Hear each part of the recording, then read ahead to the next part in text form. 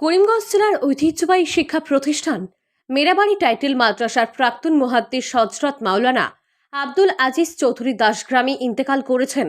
গতকাল রাত 9:15 সময় তিনি ইহকাল ত্যাগ করে পরকালের উদ্দেশ্যে যাত্রা শুরু করেন। আজ মঙ্গলবার বিকাল 2:30 সময় করিমগঞ্জ জেলার গান্ধাই ঈদগাহ ময়দানে প্রয়াত এই বিশিষ্ট ইসলামিক পণ্ডিতের জানাজার নামাজ অনুষ্ঠিত হবে বলে জানিয়েছেন মাওলানা আব্দুল আজিজ চৌধুরীর পুত্র মাওলানা বাহাউদ্দিন চৌধুরী। উল্লেখ্য, দাসগ্রামী হুজুর বলে পরিচিত এই ইসলামিক বুজুর্গ দীর্ঘদিন থেকে বার্ধক্যজনিত রোগে ভুগছিলেন। অবশেষে সোমবার রাতেই তিনি তার গুরুমুগ্ধদের শোক সাগরে ভাসিয়ে দিয়ে পরকালে পাড়ি দেন। কর্মজীবনে শাহ সুফি মাওলানা আব্দুল আজিজ দাসগ্রামে মীরাবাড়ি টাইটেল মাদ্রাসার মুহাদ্দিস হিসাবে কর্মরত ছিলেন। সেজন্য তার অসংখ্য অগণিত ছাত্ররা বিভিন্ন এলাকায় ছড়িয়ে ছিটিয়ে রয়েছেন। তিনি ইসলাম ধর্মের একজন সূক্ষ্ম পণ্ডিত ছিলেন।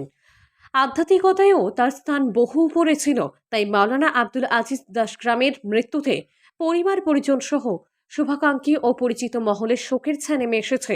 অনেক বিশিষ্ট ব্যক্তিরা প্রয়াতের মৃত্যু সংবাদ শুনে মর্মাহত হওয়ার পাশাপাশি তার আত্মার মাগফিরাত কামনা করেছেন। প্রয়াতের মৃত্যুতে গভীর শোক প্রকাশ করে এক যুগের অবসান হলো বলে মন্তব্য করেছেন গুয়াহাটি বিশ্ববিদ্যালয়ের অধ্যাপক মাওলানা মিজাজুর রহমান তালুকদার। এছাড়াও অনেকেই সোশ্যাল মিডিয়ায় স্ট্যাটাস দিয়ে শোক বার্তা জানানো সহ পরিবার পরিজনদের প্রতি সমবেদনা জ্ঞাপন করেছেন। Bureau report, RTN Barak live, Karimganj.